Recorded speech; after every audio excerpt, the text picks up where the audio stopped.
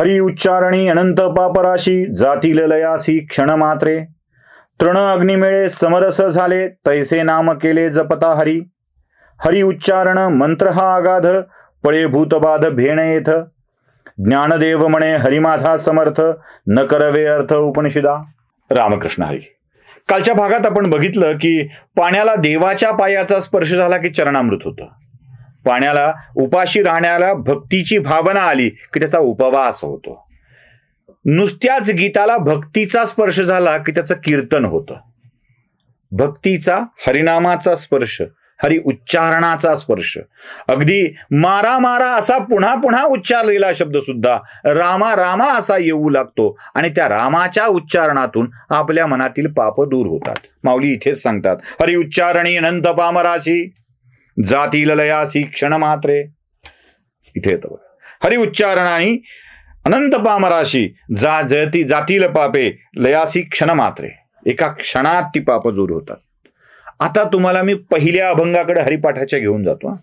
आता याचा हा सगळा विस्तार आहे, लक्षात ठेवा. हरिमुखे म्हणा, हरिमुखे म्हणा, पुण्याची गणना कोण करी. आणि पुढे देवाची ये द्वारी उभा क्षण भरी तेने मुक्तीचारी साधी येल्या. आलं हरिदासाची कथा मूळ पदावर आली. माऊली सोडत नाहीत, माऊली कधीच सोडत नाहीत. लाईन अँड लेंथ बॉलरला जशी लागते ना तशी माऊलीची लाईन अँड लेंथ कायम आहे. बॅट्समन तगडा असावा लागतो त्या बॉलरला खेळायला. आपण लक्षात ठेवायचं कधी. हे जीवन म्हणजे क्रिकेट राजा हुकला तो संपला. लाईन अँड लेंथ उत्तम आहे, ती पक्की पकडलेली आहे, ती आपण पकडली पाहिजे. हरिपाठाच्या पहिल्या अभंगात हरिमुखे म्हणा, हरिमुखे म्हणा, पुण्याची गणना कोण करी. कोण करणार आहे पुण्याची गणना.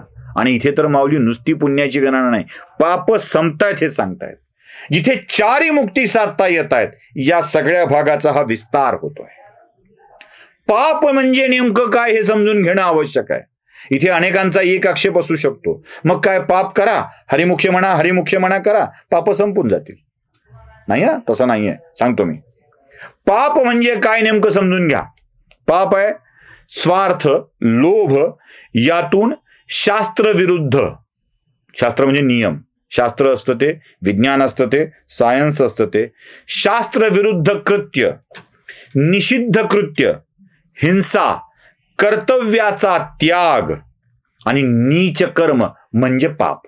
नीच कर्म, कर्तव्यच्युत होणे, कर्तव्य सोडून देणे, निषिद्ध कृत्य करणे, हिंसा करणे, शास्त्र विरोधी कृत्य करणे आणि या सगळ्या गोष्टी स्वतःच्या स्वार्थापोटी, लोभापोटी करणे, याला पाप म्हणावं. आता पापाचे काही प्रकार आहेत. पापाचे काही प्रकार आहेत. एक पाप आहे कायिक पाप, देहाचं काय न करण्याचं पाप. ते कोणते आहेत. मोबदल्या वाचून वस्तू घेणे. कुछ देना नहीं है, सिर्फ लेना है. द्यायचं काहीच नाही, फक्त घ्यायचं. मग ती चोरी असू शकते, ती बळजबरी असू शकते, ती फसवणूक असू शकते, ते लुटणं असू शकतं. मोबदल्या वाचून वस्तू घेणे, द्रव्य घेणे, या सगळ्याला पापात म्हणजे कायिक पापाच्या मध्ये आहे. हिंसा, मारणे, जीव घेणे आणि परस्त्री संबंध हे कायिक पापाच्या मध्ये येतात. कायिक पापाच्या मध्ये. वाचिक पाप काही आहेत, मुखाने होणारे पाप, ज्यात कठोर भाषण, वाईट बोलणे, खोटे बोलणे, कुटिल भावना ठेवणे, कुटिल भाषण करणे, कुटिल भाषण करणे आणि असंबद्ध भाषण करणे, हे मुखाने होणारी पाप आहेत. जे सगळी पाप याच कॅटेगरीत बसतात बरं का. कुठे काढून बघा, याच कॅटेगरीत बसणारी पाप तुम्हाला दिसतील. कुटिल संभाषण करणे ही पाप आहेत. काही मानसिक पाप आहेत, म्हणजे मनातल्या मनात होत असलेली आपल्याकडूनची पाप आहेत. धन हरण करण्याची लालसा मनात निर्माण होणे. इसके पास बहुत माल है, मेरा होता तो, याचा पैसा मी कसा काढून घेऊ. आपका तो लगता है बस यही सपना, राम नाम जपना पराया माल अपना. लक्षात, हे पाप आहे. मनात लोकांचं धन काढून घेण्याची वृत्ती हे सुद्धा पापामध्ये आहे.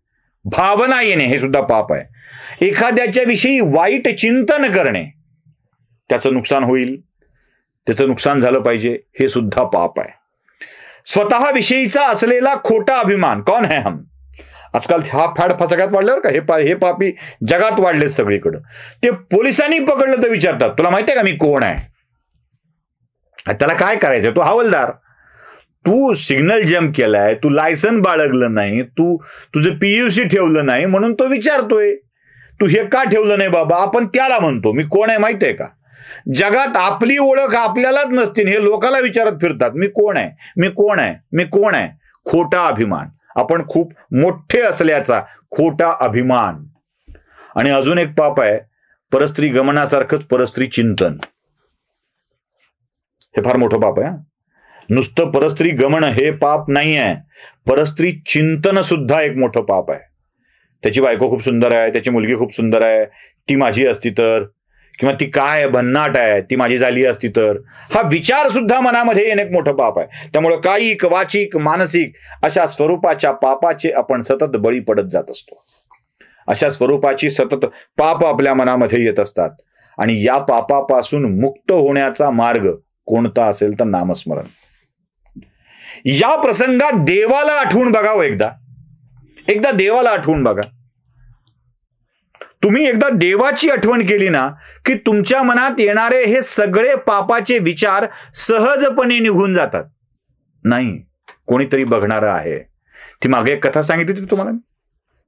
एका साधूनी आपल्या शिष्यांना 3 शिष्यांना बोलवलं आणि त्यांच्या हातामध्ये फळ दिलं आणि सांगितलं की कोणीही बघणार नाही अशा ठिकाणी खाऊन परत या.